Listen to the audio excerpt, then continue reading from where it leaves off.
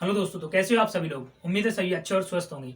जैसा कि बेटा मैंने आपसे वादा किया था कि हमारे पास हमारी जो क्लासेस चलने वाली हैं वो एक पेपर हमारा यूट्यूब पर चलेगा और दूसरा पेपर हमारा ऐप पर चलेगा। जैसे फर्स्ट पेपर हमारा ऐप यूट्यूब पर चल रहा है तो सेकंड पेपर हमारा किस पर चलेगा, ऐप पर चलेगा, जिससे आपका जो सिलेबस है जल्दी हो जाए और अपन उसका रिवीजन कर पाए।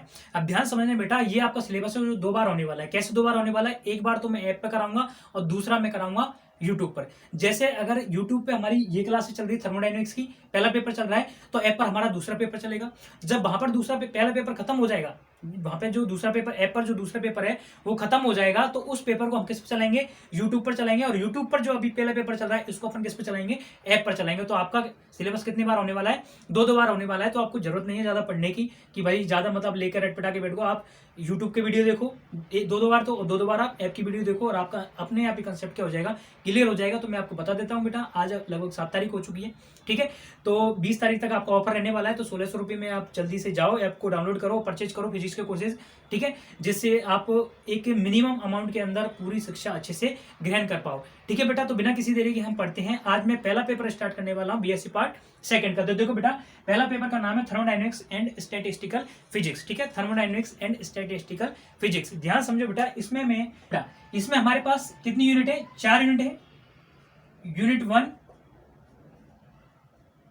यूनिट सेकंड, यूनिट थर्ड और यूनिट बेटा 4, ठीक है। यूनिट हमारे पास 4 है, लेकिन 4 यूनिटों को अपन के पास 7 चैप्टर हैं। वो 7 चैप्टर इन चारों यूनिटों क्या करेंगे, कवर करेंगे। तो ध्यान समझो, जल्दीबाजी में मैं इसको बता रहा हूं क्योंकि देखो इसका बताने का कोई ज्यादा मतलब नहीं है, लेकिन फिर भी मैं आपको बता देता हूं कि भाई आपको पता होना चाहिए। देखो चैप्टर 1, 2 और 3। देखो बेटा, चैप्टर 1, चैप्टर 2 और चैप्टर 3 यूनिट फर्स्ट को क्या करेंगे, कवर करेंगे। अगर मैं यूनिट सेकंड की बात करूं तो देखो बेटा, चैप्टर 4 और चैप्टर 5 किसको कवर करेंगे, सेकेंड यूनिट को कवर करेंगे। यदि मैं 4 यूनिट की बात करूं तो chapter 6, only chapter 6 unit third को क्या करेगा, कवर करेगा। यदि मैं यूनिट 4 की बात करूं तो चैप्टर नंबर जो 7 है वो किसको कवर करेगा, यूनिट 4 को कवर करेगा। अब ध्यान समझो बेटा, इसमें 2 पार्ट है। क्या है, एक तो थर्मोडाइनमिक्स है और एक हमारा स्टैटिस्टिकल फिजिक्स है। एक तो थर्मोडाइनमिक्स है, एक स्टैटिस्टिकल फिजिक्स है। तो ध्यान समझो बेटा, ये हमारे पास जो दोनों यूनिट है, ये हमारे पास दोनों यूनिट है, ये कवर करेंगे किसको, थर्मोडाइनमिक्स को, थर्मोडाइनमिक्स को। और ये दोनों अपन के पास जो यूनिट है, मतलब इन दोनों यूनिट के अंदर कितने चैप्टर आ गए, 5 चैप्टर आ गए। और इन दोनों यूनिट के अंदर कितने चैप्टर आ गए, 2 चैप्टर आ गए। ये दोनों किसको कवर करेंगे, स्टैटिस्टिकल फिजिक्स को, स्टैटिस्टिकल फिजिक्स। क्लियर बात, समझ में आ गई। मैं दोबारा रिपीट कर देता हूं बेटा, 4 यूनिट है, टोटल चैप्टर कितने हैं, 7 चैप्टर हैं। पहली यूनिट के अंदर 3 चैप्टर होंगे, दूसरी के अंदर 2 चैप्टर होंगे, तीसरी के अंदर 1 चैप्टर होगा और चौथी के अंदर भी 1 चैप्टर होगा। स्टार्टिंग की 2 यूनिट मिलकर किसको कवर करेंगे, थर्मोडायनेमिक्स जो वाला पार्ट है उसको कवर करेंगे। और लास्ट की 2 यूनिट है या 2 चैप्टर है वो किसको कवर करेंगे बेटा, स्टैटिस्टिकल फिजिक्स को कवर करेंगे, ठीक है। यहां तक ये आपका इंट्रोडक्शन हो गया कंप्लीट। अब अपन बात करते हैं, बिल्कुल टॉपिक की बात करते हैं, ठीक है बेटा। तो देखो ध्यान से,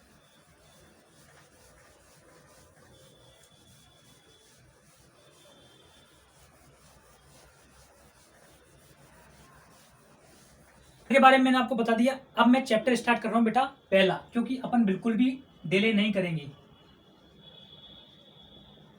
chapter number first, chapter first की बात करूं तो इसका नाम है बेटा स्थूल निकायों में, स्थूल निकायों में अन्योन अन्योन क्रियाएं, ठीक है। इंग्लिश में बात करूं तो इंटरेक्शन ऑफ मैक्रोस्कोपिक सिस्टम, ठीक है। यहां तक बात समझ में आया। क्या है बेटा, पहले चैप्टर का नाम स्थूल निकायों में अन्योन क्रियाएं, इंटरेक्शन ऑफ मैक्रोस्कोपिक सिस्टम, ठीक है। ये हम पहले चैप्टर के अंदर पढ़ने वाले हैं। लेकिन पहले चैप्टर के अंदर इसको पढ़ने से पहले अपन किसका इंट्रोडक्शन देख लेते हैं, एक बार थर्मोडायनेमिक्स का इंट्रोडक्शन देख लेते हैं, क्योंकि बेस जरूरी है। तो देखो बेटा, थर्मोडायनेमिक्स की अपन बात करते हैं, ध्यान समझना। तो मैं लिख देता हूं यहां पर थर्मोडायनेमिक्स,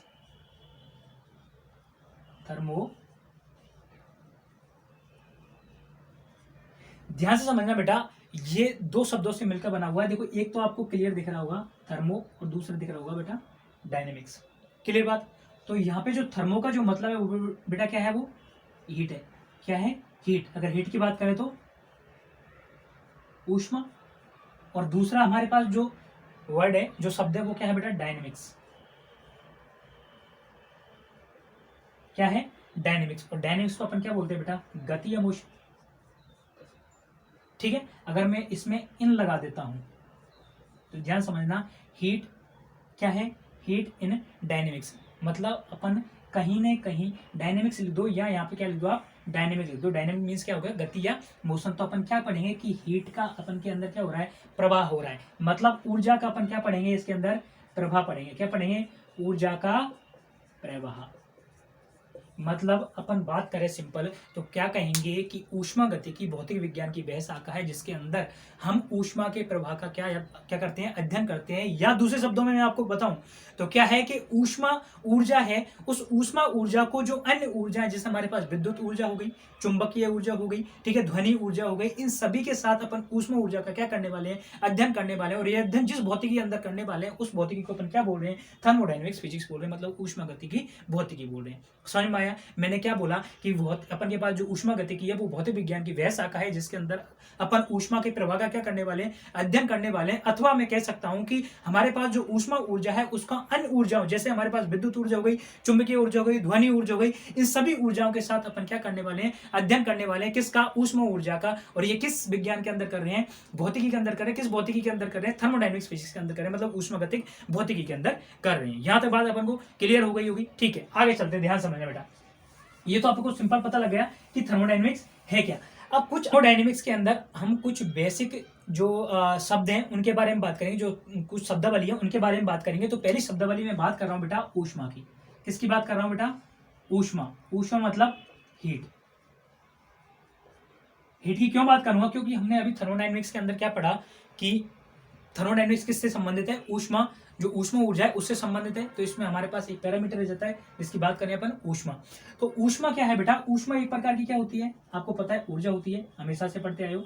ऊष्मा एक प्रकार की क्या है, ऊर्जा है, जो उच्च ताप से, किससे, उच्च ताप मतलब हाई टेम्परेचर से कहां जाती है, निम्न ताप की ओर। समझ में आया। मतलब जो हमारे पास जो ऊष्मा है वो उच्च तापमान वाला जो हमारे पास सिस्टम है, उच्च तापमान वाला जो हमारे पास निकाय है, उससे निम्न तापमान वाले निकाय की ओर क्या होती है, प्रवाहित होती है। उसको अपन क्या बोलते हैं, ऊष्मा बोलते हैं। सपोज अगर कोई हमारे पास एक निकाय है, कोई हमारे पास एक बॉडी है, यदि हम इसको ऊष्मा देंगे, यदि हम इसको ऊष्मा देंगे तो इसका जो ताप होगा वो क्या हो जाएगा, बढ़ जाएगा, इंक्रीज हो जाएगा। ठीक है। अगर इसको ऊष्मा देंगे तो इसका ताप क्या हो जाएगा, बढ़ जाएगा। यदि इसमें से एनर्जी या ऊष्मा को क्या करेंगे, रिलीज करेंगे, तो इसके तापमान में क्या आ जाएगी बेटा, कमी आ जाएगी। क्लियर बात। अब हमको ऊष्मा निकालनी है कि ऊष्मा कितनी ग्रहण की है किसी जो हमारे पास बॉडी है उसने, तो वो कैसे निकालेंगे, ध्यान समझो। कि सपोज यदि, ध्यान समझना बेटा, कि यदि मेरे पास एक ही बॉडी है, इसको सपोज हमने कुछ न कुछ ऊष्मा दी, सपोज T1 हमने क्या दी, ऊष्मा दी, और इसमें से कुछ ऊष्मा बाहर निकल गई। सपोज इसमें से ऊष्मा कितनी निकल गई, T2 ऊष्मा यहां से निकल गई। तो अगर हम बोलेंगे कि इस बॉडी के अंदर कुल कितनी ऊष्मा है, तो ध्यान समझना, हम एक सूत्र है Q बराबर, सपोज हमने माना कि Q हमारे पास जो हमने ग्रहण की गई वो ऊष्मा है, तो हम उसको निकालेंगे। क्योंकि देखो T1 और T2 दोनों के तापों में क्या हो रहा है, अंतर हो रहा है, तो हम निकालेंगे इसको बेटा MS T2 माइनस T1 से। ठीक है, या मैं इसको लिख देता हूं MS, देखो T2 माइनस T1 तापांतर है, ध्यान समझना, ध्यान समझो बेटा। ये Q हमारे पास कोई भी पदार्थ है, उस पदार्थ का क्या है हमारे पास, द्रव्यमान है। और S हमारे पास क्या है, विशिष्ट ऊष्मा है। क्या है S हमारे पास, विशिष्ट ऊष्मा है। और T1 हमारे पास जो दिया गया तापमान है, और T2 जो उसने रिलीज कर दिया है, मतलब जो उसका कम हुआ है वो तापमान है। अगर इन दोनों तापमानों में कुछ न कुछ अंतर हो रहा है तो हमको पता लग जाएगा कि हमने कितनी ऊष्मा को ग्रहण किया है, मतलब उस बॉडी ने कितनी ऊष्मा को क्या किया है, ग्रहण किया है। तो मैंने सिंपल भाषा में क्या लिख दिया, Q बराबर MS T2 माइनस T1, या Q बराबर MS डेल्टा T, जहां पर M क्या है बेटा, हमारे पास द्रव्यमान हो जाएगा, मास हो जाएगा। S हमारे पास क्या है बेटा, विशिष्ट ऊष्मा है, इसके बारे में बात करेंगे हम बाद में, विशिष्ट ऊष्मा जिसको स्पेसिफिक हीट बोलते हैं। और डेल्टा T हमारे पास क्या है बेटा, तापांतर है, तापांतर। क्लियर यहाँ तक बात। अगर मैं इसको दूसरी फॉर्म में लिखना चाहूँ तो ध्यान समझना बेटा, यहाँ पे Q बराबर मैं लिख सकता हूँ इसको ml, क्या लिख सकता हूँ L, जहां पर L बराबर मुझे क्या मिलेगा S डेल्टा T, और इस L को अपन क्या बोलते हैं बेटा गुप्त ऊष्मा, किसी पदार्थ की क्या बोलते हैं गुप्त ऊष्मा, इंग्लिश में बोले तो इसको बोलते हैं बेटा लेटेंट हीट। क्या बोलते हैं बेटा लेटेंट हीट, मतलब गुप्त ऊष्मा या लेटेंट हीट। तो अपन कैसे किसी जो हमारे पास वस्तु है या कोई भी हमारे पास बॉडी है, उस बॉडी ने कितनी ऊष्मा को ग्रहण किया है वो किस सूत्र से दे सकते हैं, Q बराबर ms T2 - T1 या Q बराबर ms डेल्टा T या Q बराबर ml, जहां पर L क्या है हमारे पास लेटेंट हीट या गुप्त ऊष्मा। ठीक है, यहां तक आई होप कि आपको हीट के बारे में समझ में आ गया। अब हीट के बाद जो दूसरा पैरामीटर आता है उसके बारे में बात करता हूं। ये बेटा क्या है हमारे पास तापांतर, क्या है तापांतर। जो दूसरा पैरामीटर है वो है हमारे पास ताप, क्या है बेटा ताप मतलब टेम्परेचर। ठीक है, ये बेटा ताप किसी भी पदार्थ का कैसा गुण है, स्थूल गुण है, स्थूल प्रॉपर्टीज है। ठीक है, किसी भी पदार्थ कोई भी वस्तु है उसका कैसा गुण है ताप, अपन के पास स्थूल गुण है। और ताप की सहायता से हम क्या पता लगाते हैं, ध्यान से समझना कि एक तो हमारे पास क्या होगा तापांतर होगा या ताप होगा, ताप ठीक है, या उसकी गर्माहट बोल सकते हैं, गर्माहट ठीक है, या फिर शीतलता, शीतलता। ठीक है, मतलब ताप किसी पदार्थ का एक वह भौतिक गुणधर्म है जिसके हिसाब से या जिसके थ्रू हम पता लगा सकते हैं कि कोई भी वस्तु कितनी गर्मी है या कोई भी वस्तु कितनी गर्म है या कोई भी वस्तु कितनी ठंडी है। दोबारा मैं बोल रहा हूं कि तापांतर या ताप किसी वस्तु का वह भौतिक गुणधर्म है जिसकी सहायता से हम पता लगा सकते हैं कि कोई भी वस्तु का तापमान कैसा है या उसका नेचर कैसा है, या वो ज्यादा गर्म है या वो ज्यादा ठंडी है, उसको छूकर हम पता लगा सकते हैं। दूसरी अगर मैं बात करूं तो इसका दूसरा क्या है, ये बेटा ऊष्मा संचरण की दिशा को बता देता है, ऊष्मा संचरण की दिशा किसको बता देता है बेटा, ऊष्मा संचरण की दिशा। अब ऊष्मा संचरण की दिशा को ताप कैसे डिफाइन करेगा वो ध्यान समझो कैसे। अगर मैं बताऊंगा कि मेरे पास बेटा एक तो ये बॉडी है और एक मेरे पास ये बॉडी है, ठीक है, सपोज इसका टेम्परेचर मैं ले लेता हूं 10 केल्विन और इसका टेम्परेचर ले लेता हूं मैं 5 केल्विन। जब मैं इसको देखूंगा तो इसका टेम्परेचर ज्यादा है तो ऑब्वियसली बात है ये ज्यादा गर्म होगी, इसका टेम्परेचर कम है तो ये इसके सापेक्ष में क्या होगी कम गर्म होगी, मतलब इसके सापेक्ष में क्या होगी ये ठंडी होगी। तो हमने क्या पढ़ा कि ऊष्मा का जो प्रवाह वो हमेशा उच्च ताप की वस्तु से निम्न ताप की वस्तु की ओर होता है, लेकिन ये कब होता है जब फ्री होता है। यदि हम कोई बाह्य जो डिवाइस है अगर वो लगा दें तो हम ऐसा भी पॉसिबल है कि निम्न ताप की वस्तु से उच्च ताप की वस्तु की और भी अपन ऊष्मा का क्या कर सकते हैं प्रवाह कर सकते हैं, लेकिन कब कर सकते हैं जब अपन को कोई बाह्य काम करना पड़ेगा। लेकिन जब कोई बाह्य काम नहीं कर रहे तो हमेशा जो प्राकृतिक अपन बात करेंगे तो हमारे पास जो ऊष्मा है वो उच्च ताप की वस्तु से निम्न ताप की वस्तु की ओर क्या करेगी प्रवाह करेगी। यहां तक बात क्लियर हो गई होगी। तो मैंने क्या बोला कि तापमान या ताप के थ्रू अपन ऊष्मा संचरण की दिशा का क्या लगा सकते हैं पता लगा सकते हैं। तो अपन को पता लग जाएगा कि भाई ये बॉडी क्या है गर्म, ये बॉडी क्या है ठंडी, तो ये निम्न ताप की वस्तु से उच्च ताप की वस्तु से निम्न ताप की वस्तु की ऊष्मा का क्या होगा प्रवाह होगा। ये हमारे पास क्या हो गया ताप का डेफिनेशन हो गया। सिंपल तरीका से हमने पहले ऊष्मा पढ़ा। ऊष्मा क्या है बेटा एक प्रकार की ऊर्जा है, ठीक है। यदि किसी भी निकाय को अपन ऊष्मा देंगे तो उसका तापमान बढ़ जाएगा, उससे अगर ऊष्मा उत्सर्जित होगी उसका तापमान क्या हो जाएगा कम हो जाएगा। हमने बोला कि किसी वस्तु को हमने कुछ तापमान ऊष्मा दी तो और ऊष्मा देने के बाद में कुछ न कुछ अपने जो परिवेश है उसको क्या करेगी ट्रांसफर करेगी, तो उसमें कुछ न कुछ ऊष्मा रह जाएगी। तो कितनी ऊष्मा उसने ग्रहण की, हमने उस ऊष्मा को कौन से सूत्र से निकाला बेटा ms डेल्टा टी सूत्र से निकाला। दूसरा मैंने आपको ताप के बारे में बताया कि ताप किसी वस्तु का वह भौतिक गुणधर्म है जिसके हिसाब से हम पता लगा सकते हैं कि वो वस्तु ठंडी है या गर्म है, वो वस्तु है उसमें कितनी गर्माहट है या उसमें कितनी शीतलता है। क्लियर यहाँ तक बात। अब बेटा मैं दूसरा जो हमारे पास एक पैरामीटर आता है उसके बारे में मैं बात करूंगा। सिंपल सा है, ध्यान समझना, आराम से आपने पढ़ा हुआ है, लेकिन फिर भी मेरा पढ़ाने का थोड़ा सा कर्तव्य बनता है कि मैं आपको बताऊं, क्योंकि अपन को सीढ़ी बाई सीढ़ी चलना है। अगर मैं बात करूं बेटा तो निकाय, किसकी निकाय की, निकाय, और निकाय को इंग्लिश में बोलते हैं बेटा सिस्टम। क्या बोलते हैं निकाय को, सिस्टम बोलते हैं। अब देखो ध्यान से, मैं पूरे ब्रह्मांड पूरे यूनिवर्स की बात कर रहा हूं एक बार, ठीक है। तो ध्यान समझना बेटा, यूनिवर्स है हमारे पास, पूरा हमारे पास क्या है ब्रह्मांड है, पूरा यूनिवर्स है। और यूनिवर्स किस किस से मिलकर बना हुआ है, एक तो बेटा उसमें है क्या सिस्टम, और एक है हमारे पास सराउंडिंग।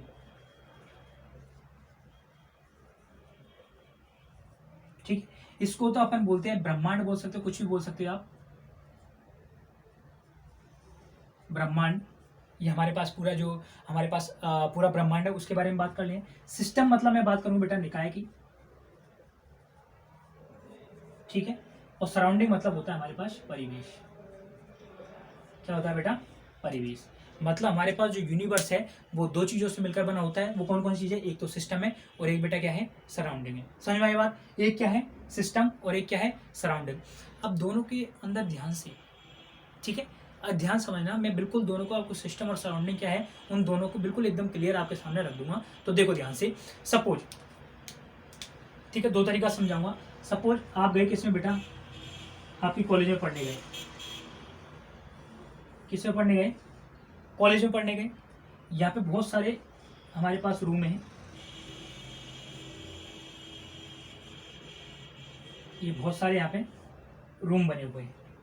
क्लियर बात? तो यदि मैं इस पूरे को क्या मान लेता हूँ, यदि मैं इस पूरे को यूनिवर्स मान लेता हूँ, क्या मान लेता हूँ?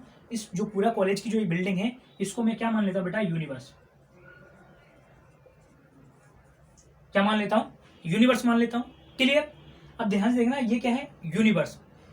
आप गए, आप कोई भी एक स्टूडेंट गया और ये स्टूडेंट इस कमरे के ऊपर क्या करने लगा? नापातोली करने लगा। मतलब इसका क्या करने लगा बेटा? अध्ययन करने लगा। इस रूम का अध्ययन करने लगा कि इसमें कितनी टाइल लगी हुई है, ठीक है, इसकी दीवार पे कौन सी दीवार पे कौन सा कलर हो रहा है, कौन सा पेंट हो रखा है, ठीक है, कितने बोर्ड लगे हुए हैं, ठीक है, अपन का स्मार्ट बोर्ड है, अपन का नॉर्मल बोर्ड लगा हुआ है, ये सारे इस रूम के बारे में क्या करने लगा? अध्ययन करने लगा। तो दूसरे स्टूडेंट आया और उस स्टूडेंट ने उसको बताया कि क्या कर रहा है, बोला कि इसको इसमें इसके बारे में अध्ययन कर रहा हूँ। तो उसने बताया कि इसको अध्ययन मत बोल, ध्यान समझना कि हमारा ये जो पूरा स्कूल है वो क्या है बेटा? यूनिवर्स है। मतलब पूरा इसके लिए क्या है? ब्रह्मांड है। लेकिन वो बच्चा सिर्फ और सिर्फ इतने से पार्ट इस रूम पर क्या कर रहा है? अध्ययन कर रहा है। तो इस जिस पर अध्ययन कर रहा है, जिस रूम पर वो अध्ययन कर रहा है, उस रूम को उसने क्या बोल दिया बेटा? निकाय बोल दिया। क्या बोल दिया? निकाय। निकाय मतलब सिस्टम हो गया। अब देखो, इस रूम के अलावा जितने भी सारे रूम बचे हुए हैं, इस रूम के अलावा जितने भी सारे ये रूम बचे हुए हैं, मतलब जिसके अंदर वो अध्ययन कर रहा था, जिस निकाय के अंदर वो अध्ययन कर रहा था, तो उस निकाय को, सॉरी, जिस रूम के ऊपर वो अध्ययन कर रहा था, तो उस रूम को उसने क्या बोल दिया? निकाय बोल दिया, सिस्टम बोल दिया। लेकिन इस रूम के अलावा जितना भी पोर्शन था, उस पोर्शन को वो क्या बोलेगा बेटा? परिवेश बोलेगा। मतलब आपने समझ में आया कि ये पूरा जो कॉलेज था वो आपका यूनिवर्स था। लेकिन एक रूम के अंदर, एक रूम जिस रूम पर उसने अध्ययन किया उस रूम को क्या बोला? निकाय बोला। और इस रूम के अंदर अलावा जितना भी सारे और रूम बचे हुए थे, उन सभी रूमों को इसने क्या बोल दिया? परिवेश बोल दिया। यहाँ तक बात समझ में आ गई? I hope clear. दूसरा मैं एग्जाम्पल देता हूँ अभी आपके लिए, ठीक है। तो दूसरा जो एग्जाम्पल की मैं बात कर रहा था वो ये है कि ध्यान समझना कि आप जब भी आपकी क्लास में, देखो थोड़ा सा फनी एग्जाम्पल है, आप समझ सकते हो। जैसे आप लोग अपनी क्लास में एंटर किए, ठीक है, एंटर करके ही क्लास में, अब या तो आप लड़के हो या आप लड़की हो, या तो बॉयज हो या आप गर्ल हो, ठीक है। तो दोनों में से ध्यान समझना कि अगर आप लड़के हो और क्लास में एंट्री किए तो वहाँ पे बहुत सारी गर्ल्स रहती है और लड़के भी रहते हैं। तो बॉयज को तो देखने से रहे, आप लड़कियों को देखोगे, लेकिन बहुत सारी लड़कियों में से आप सिर्फ और सिर्फ किसी एक लड़की को देखोगे। समझ में आ गई बात? मतलब वहां पे उस रूम के अंदर जितने भी सारे लड़के लड़की बैठे हुए हैं वो सारा एक क्या है? ब्रह्मांड है। लेकिन सिर्फ और सिर्फ आप एक लड़की को देख रहे हो, तो वो लड़की क्या हो गई? निकाय हो गई। और उस लड़की को छोड़ के सारे भी जितनी चीज कण बैठे हुए हैं वहां पे, जितने भी पार्टिकल हैं, वो सारे क्या हो गए बेटा? परिवेश के अंदर आ गए। यदि सेम ये चीज हम किसी लड़की के बारे में बात करते हैं, लड़की ने क्लास में एंटर मारा, बहुत सारे लड़के लड़कियां बैठे हुए हैं, लेकिन पर्टिकुलर उसने एक ही लड़के को देखा, एक ही लड़के की तरफ देखा, तो वो लड़का उसके लिए क्या हो गया? निकाय हो गया। उस लड़के को छोड़ के सारे भी जितने भी पार्टिकल और लोग बैठे हुए वो सारे क्या हो गए बेटा? उनके लिए परिवेश हो गए। क्लियर? तो ये आई होप कि आपके बात समझ में आ गई होगी, ठीक है। इसको सीरियस नहीं लेना है, सीरियसली अपन को इसके बारे में लेना है। अब इन दोनों एग्जाम्पलों से अगर मैं निष्कर्ष निकालना चाहूँ तो फाइनल इनसे रिजल्ट क्या निकलेगा? इनसे रिजल्ट ये निकलेगा कि बेटा पूरा ब्रह्मांड है और पूरे ब्रह्मांड में एक ऐसा तंत्र, एक पूरे ब्रह्मांड में एक ऐसा तंत्र जिसका अपन क्या करते हैं? अध्ययन करते हैं। उस तंत्र को अपन क्या बोलेंगे? निकाय बोलेंगे। और उस निकाय या उस तंत्र के अलावा जितनी भी सारी चीजें इस ब्रह्मांड में बची है वो सारी क्या कहलाएंगी बेटा? परिवेश कहलाएंगी, यानी कि सराउंडिंग कहलाएंगी। हम कह सकते हैं कि हमारे पास जो यूनिवर्स है वो सिस्टम और सराउंडिंग यानी परिवेश और निकाय दोनों से मिलकर बना होता है। निकाय वह तंत्र होता है जिस पर अपन स्टडी करते हैं, जिसका अध्ययन करते हैं। और उस निकाय के अलावा जितने भी सारे और बाकी का जो पोर्शन होता है उसे अपन क्या बोलते हैं बेटा, परिवेश बोलते हैं। यहाँ तक बात समझ में आ गई। अब मैं बात कर लेता हूँ कि जो निकाय है, जो सिस्टम है, वो किससे मिलकर बना होता है। तो मैं बात करूँ बेटा, जो हमारे पास जो सिस्टम है, जो निकाय है, वो हमारे पास सूक्ष्म कणों से मिलकर बना होता है। सूक्ष्म कणों से मिलकर बना होता है। अब वो सूक्ष्म कण क्या हो सकते हैं बेटा, इलेक्ट्रॉन होते हैं, अणु, मॉलिक्यूलर, परमाणु हो सकते हैं, एटम हो सकता है, और बेटा आयंस हो सकते हैं। ठीक है। निकाय मतलब किन से मिलकर बना होता है, सूक्ष्म कणों से मिलकर बना होता है। सूक्ष्म क्या है, अणु मतलब मॉलिक्यूल हो सकते हैं, परमाणु मतलब अपने पास एटम हो सकते हैं, और आयन हो सकते हैं। इनसे हमारा मिलकर क्या बनता है, निकाय बनता है। ठीक है। अब इनके आधार पर, इन अणु, परमाणु और आयनों के आधार पर निकाय को हमने दो भागों में बांटा। किसके आधार पर, ध्यान समझना कि हमारे पास निकाय किससे मिलकर बना होता है, सूक्ष्म कणों से मिलकर बना होता है। और उन सूक्ष्म कणों के आधार पर हमने निकाय को कितने भागों में डिवाइड किया बेटा, दो भागों में डिवाइड किया। वो कौन कौन से हैं, ध्यान से देखो।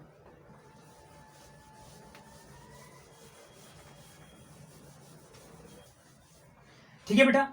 तो मैंने क्या बोला कि सूक्ष्म कणों से मिलकर बना होता है, और सूक्ष्म कणों से आधार पर हमने निकाय को कितने भागों में बांट दिया, दो भागों में बांट दिया। एक तो हमारे पास है बेटा सूक्ष्म निकाय, सूक्ष्म निकाय जिसको बोलते हैं अपन बेटा माइक्रो सिस्टम, माइक्रो सिस्टम। तो दूसरा बेटा हमारे पास स्थूल निकाय जिसको अपन बोलते हैं बेटा मैक्रो सिस्टम।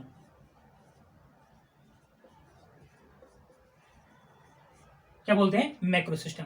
निकाय हमारा किससे मिलकर बना था बेटा, सूक्ष्म कणों से। सूक्ष्म कण क्या थे, अणु था, परमाणु था, और आयन थे। उन सूक्ष्म कणों के आधार पर हमने निकाय को कितने भागों में बांटा, दो भागों में बांटा। कौन कौन से, सूक्ष्म निकाय और स्थूल निकाय। बोला सर इन दोनों में क्या डिफरेंस है, तो मैं बात कर देता हूं बेटा कि सूक्ष्म निकाय के अंदर हमारे पास जो अणु, परमाणु या जो पार्टिकल होते हैं, ठीक है, जो कण होते हैं, अणु, परमाणु या पार्टिकल या कण जो होते हैं, उनकी संख्या क्या होती है बेटा, कम होती है। संख्या क्या होती है, कम होती है, और वो एक सीमित संख्या के अंदर होते हैं। कैसे होते हैं, सीमित संख्या के अंदर होते हैं। लेकिन अगर मैं बात करूं किसकी, स्थूल निकाय, तो स्थूल निकायों में जो हमारे पास जो कण हैं, उनकी जो संख्या होती है वो क्या होती है बेटा, बहुत ही ज्यादा अधिक होती है, और कह सकते हैं कि असीमित होती है। तो दोनों में आपको फर्क पता लगा होगा कि हमारे पास जो सूक्ष्म कणों के आधार पर हमने निकाय को दो भागों में बांटा, सूक्ष्म निकाय और स्थूल निकाय। सूक्ष्म निकाय वो निकाय है जिनमें अणु या कणों की संख्या क्या होती है, बहुत कम होती है और सीमित होती है, मतलब लिमिटेड होती है। लेकिन स्थूल निकाय में ऐसा नहीं है, जो कण या पार्टिकल होते हैं उनकी संख्या हमारे पास क्या होती है, बहुत ज्यादा होती है और असीमित होती है। ठीक है बेटा। अब मैं बात करूंगा, ध्यान समझना, स्थूल जो निकाय हमारे पास, जो स्थूल निकाय बेटा, इनके अध्ययन के लिए मतलब इनकी मुझे क्या करनी है, स्टडी करनी है। इनके अध्ययन के लिए हमारे पास कितनी विधि हैं, दो विधि हैं। पहली विधि का अगर मैं नाम लिखूं तो बेटा वो क्या है, ऊष्मा गतिक विधि, और दूसरी है बेटा हमारे पास सांख्यिकी विधि। सांख्यिकीय विधि, इसको अपन बोलते हैं बेटा थर्मोडायनेमिक्स मेथड।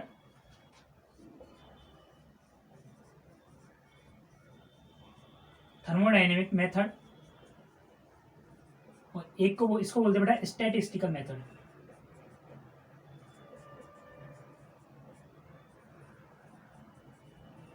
ठीक है, इनके बारे में हम विस्तार से पढ़ेंगे। मैंने आपको क्या बताया बेटा कि दो निकाय थे, सूक्ष्म निकाय था और स्थूल निकाय था। स्थूल निकाय के बारे में अपन अध्ययन करते हैं, और वो अध्ययन कितनी विधियों से करते हैं, दो विधियों से उनका अध्ययन कर सकते हैं। पहली विधि क्या है बेटा, ऊष्मागतिक विधि, जिसको थर्मोडायनेमिक मेथड बोलते हैं। दूसरी क्या है हमारे पास, सांख्यिकी विधि, जिसको अपन क्या बोलते हैं, स्टैटिस्टिकल विधि बोलते हैं। यहाँ तक आई होप कि आपको बात समझ में आई होगी। ठीक है बेटा।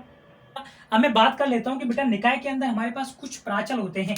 ठीक है, तो यहाँ मैं हेडिंग डाल रहा हूँ, दिख रहा होगा ये आपको, निकाय के, चलो यहां नहीं, इधर ही लिख देता हूं मैं।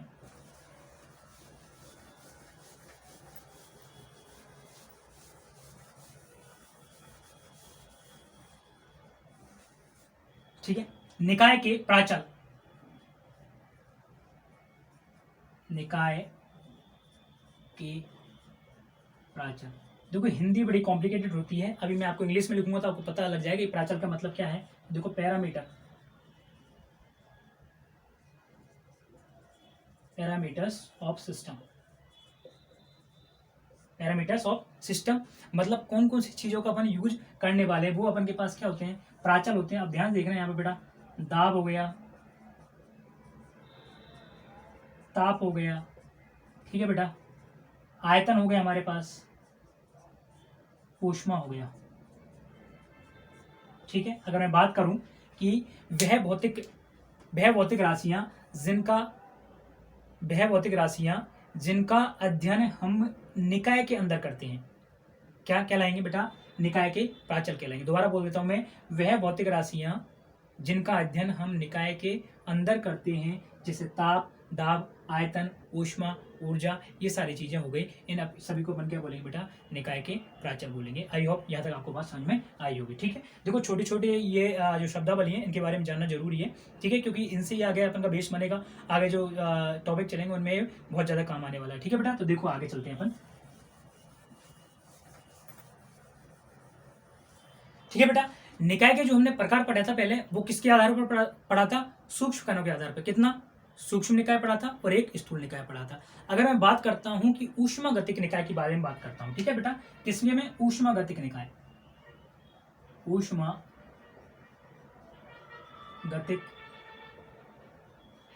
निकाय, इसको हम बोलेंगे थर्मोडायनेमिक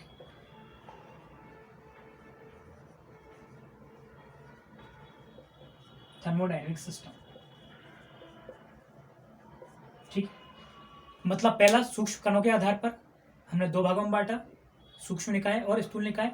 अगर मैं ऊष्मागतिक निकाय की बात करूं तो ऊष्मागतिक निकाय भी हमारे पास कितने प्रकार के होते हैं, ये भी हमारे पास बेटा 3 प्रकार के होते हैं। ध्यान समझना, तो ऊष्मागतिक निकाय क्या है, तो ध्यान समझना बेटा कि वह निकाय जिसकी अवस्था को दाब, पी, ताप, आयतन एवं आंतरिक ऊर्जा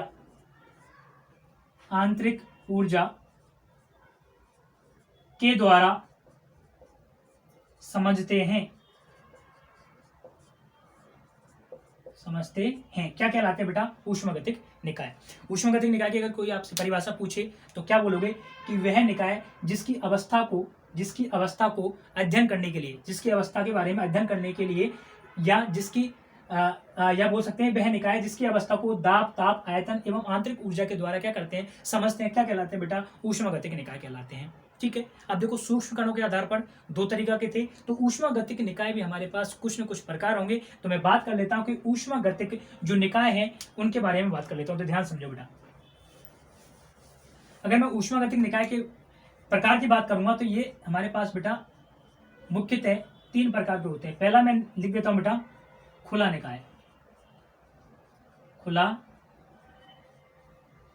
निकाय, मतलब ओपन सिस्टम। दूसरे की बात करूं बेटा मैं, बंद निकाय, इसको बोलूं क्लोज सिस्टम, क्लोज्ड। तीसरे की बात करूं बेटा मैं, विलगित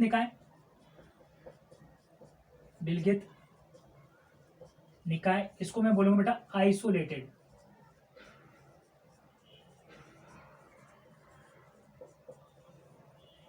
आइसोलेटेड सिस्टम। अब तीनों के बारे में बात कर लेते, ध्यान समझना। मैं बात कर रहा हूं बेटा खुले निकाय की। किसकी बात कर रहा हूं, खुले निकाय की। ध्यान से समझना। देखो सपोज मेरे पास ये कोई भी टब है, ठीक है बेटा, ये कोई भी मेरे पास क्या है, टब है, और ये नीचे क्या लगा हुआ है, बर्नर लगा हुआ है। नीचे क्या लगा हुआ है, बर्नर लगा हुआ है, और इसमें बेटा पानी रखा हुआ है, वाटर रखा हुआ है, और वाटर को मैं क्या कर रहा हूँ, गर्म कर रहा हूँ, बॉईल कर रहा हूँ। तो ध्यान समझना, धीरे धीरे जब इसका टेम्परेचर बढ़ता जाएगा तो ये क्या होता जाएगा, बॉयल होता जाएगा, मतलब ये उबलता जाएगा, गर्म होता जाएगा। तो ध्यान समझना, जब ये गर्म होगा तो इसमें से कुछ इस तरीका से वेपर फॉर्म बाहर निकलेगी, ठीक है।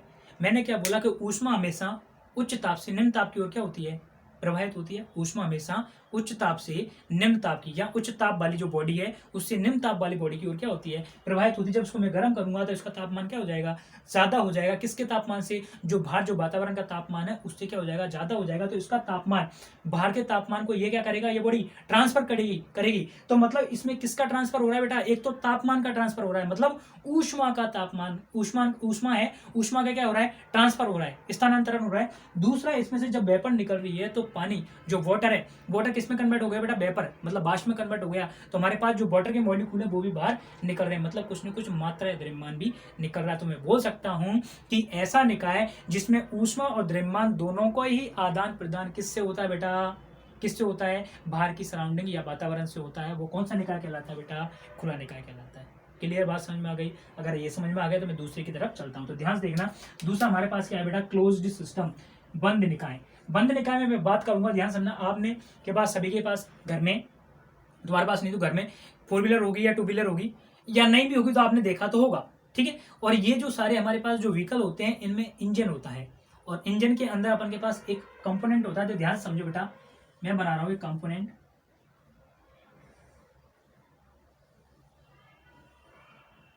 इसको बोलते हैं बेटा पिस्टन सिलेंडर, है ना, इसको बोलते हैं सिलेंडर, है ना। और इस सिलेंडर के अंदर बेटा एक पिस्टन होता है, इसके बारे में पढ़ेंगे बाद में। ये होता है अपन के पास पिस्टन, ठीक है। यहाँ पे ऑयल वगैरह जो भी है वो भरा रहता है, ठीक है। ये ऊपर नीचे होता है पिस्टन सिलेंडर के अंदर। तो यहाँ पे अपन के पास क्या मिलती है, पावर मिलती है, और वही पावर अपन के इंजन को चलाने में काम आती है। तो ध्यान समझना, यहाँ पे जब ये ऊपर नीचे होगा तो इसको एनर्जी ट्रांसफर करेगा, मतलब ऊष्मा का क्या करेगा, आदान प्रदान करेगा इसमें। लेकिन इसके अंदर जो फ्यूल भरा हुआ है वो कहीं भी नहीं जाएगा, मतलब ना तो कम होगा ना ज्यादा हो, वो क्या होगा, बर्न होगा। तो अपन कह सकते हैं कि एक ऐसा निकाय या ऐसा सिस्टम जिसमें सिर्फ और सिर्फ ऊष्मा का ही आदान प्रदान होता हो, द्रव्य या पदार्थ का या मास का या द्रव्यमान का आदान प्रदान नहीं होता हो, क्या कहलाता है बेटा, बंद निकाय कहलाता है। मैं दोबारा बोल देता हूँ एक बार सिंपल भाषा में, कि एक ऐसा सिस्टम या एक ऐसा निकाय जिसमें सिर्फ और सिर्फ ऊष्मा का ही आदान प्रदान होता हो, द्रव्य यानी पदार्थ का आदान प्रदान नहीं होता है, कैसा निकाय कहलाता है बेटा, बंद निकाय कहलाता है। बात समझ में आई? मैं थर्ड की बात कर लेता हूँ बेटा, विलगित निकाय। इसका सबसे बढ़िया एग्जाम्पल मैं ले लेता हूँ थर्मस, और थर्मस की कौन सा, आदर्श थर्मस, आइडियल थर्मस की मैं बात कर लेता हूँ।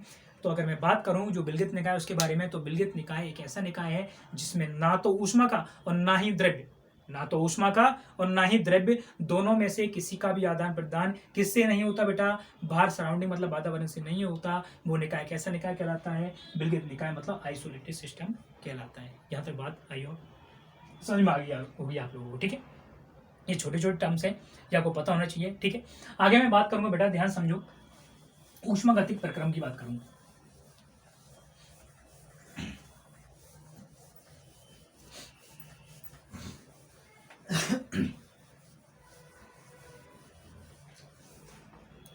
ऊष्मागतिक प्रक्रम की बात करूंगा बेटा, ध्यान समझना।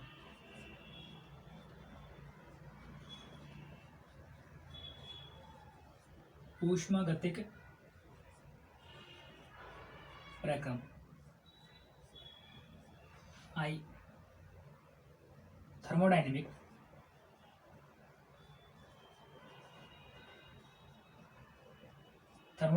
प्रोसेस, ठीक है। ऊष्मागतिक प्रक्रम, सिंपल अपन बात करेंगे, सिर्फ टर्म को समझेंगे कि कौन कौन सी टर्म है। ध्यान से देखना बेटा, यहाँ पे समतापी प्रक्रम, दूसरा है बेटा रुद्धोष्म प्रक्रम, तीसरा है सम आयतनी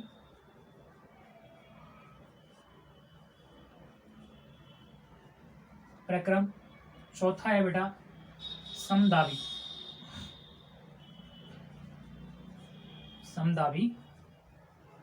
प्रक्रम। अगर मैं इंग्लिश में बात करूं तो इसको बोलेंगे बेटा आइसोथर्मल प्रोसेस, इसको बोलेंगे बेटा अपन एडियाबेटिक प्रोसेस,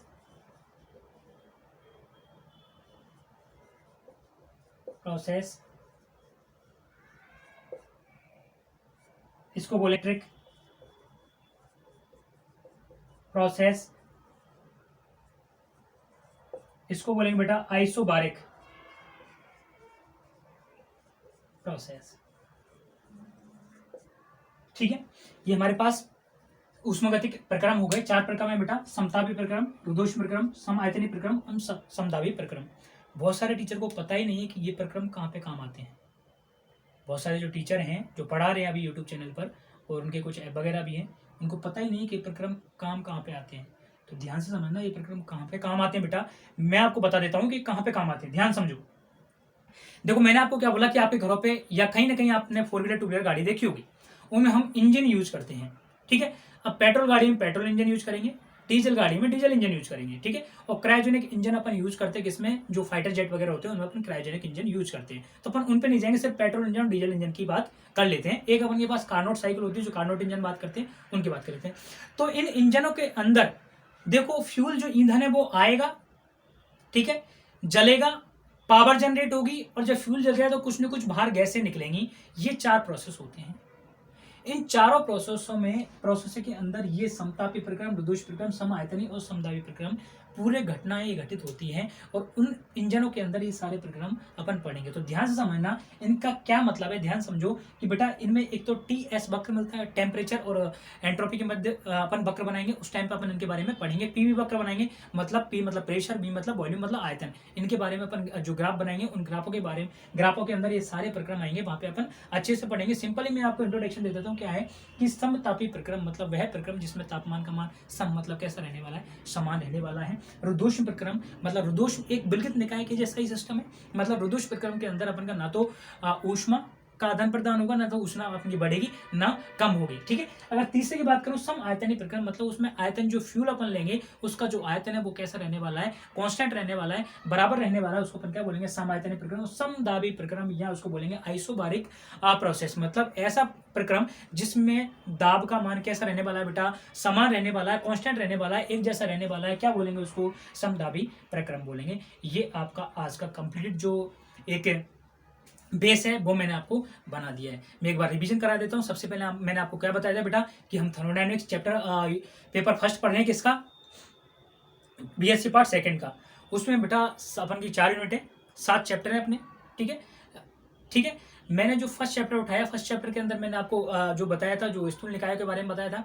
लेकिन अपन उसके बाद उससे पहले हमने क्या बोला कि भाई थर्मोडायनेमिक्स अगर पढ़ रहे हैं तो उसके बारे में स्टडी करना जरूरी है, उसके बारे में जानना जरूरी है। तो मैंने आपको उसका बेसिक बताया कि थर्मोडायनेमिक्स क्या है। थर्मो मतलब 2 चीजों से मिलकर बना हुआ है, थर्मो मतलब हीट और डायनेमिक मतलब गति, मतलब ऊष्मा का अपन क्या करने वाले हैं, गति पढ़ने वाले हैं। ठीक है, उसके बाद मैंने आपको ऊष्मा के बारे में बताया था, हीट। ठीक है, ये एक प्रकार की क्या है, ऊर्जा है, जो मतलब वस्तु के अगर जो वस्तु है उसमें जो या तो अपन जो कुल ऊर्जा कितनी अपन ने ग्रहण की उसके बारे में बताते हैं। जब ऊर्जा हमारे पास हम ग्रहण करते हैं तो उसका तापमान बढ़ जाता है। ऊर्जा जब उत्सर्जित करते हैं, ऊर्जा जब उत्सर्जित करते हैं, रिलीज करती हैं, तो उसका तापमान क्या हो जाता है, कम हो जाता है। ये हमने एक फॉर्मूला से निकाला कि भाई हमने किसी वस्तु ने कुल कितनी ऊष्मा को ग्रहण किया है। तो क्यू बराबर हमने क्या पढ़ा बेटा, वहाँ MS डेल्टा T, M वहाँ पे द्रव्यमान या जो द्रव्य था उसका द्रव्यमान था। ठीक है, और S अपन का विशिष्ट ऊष्मा थी, और डेल्टा T अपन का क्या था, तापांतर था। लेटेंट हीट के बारे में बात की थी हमने।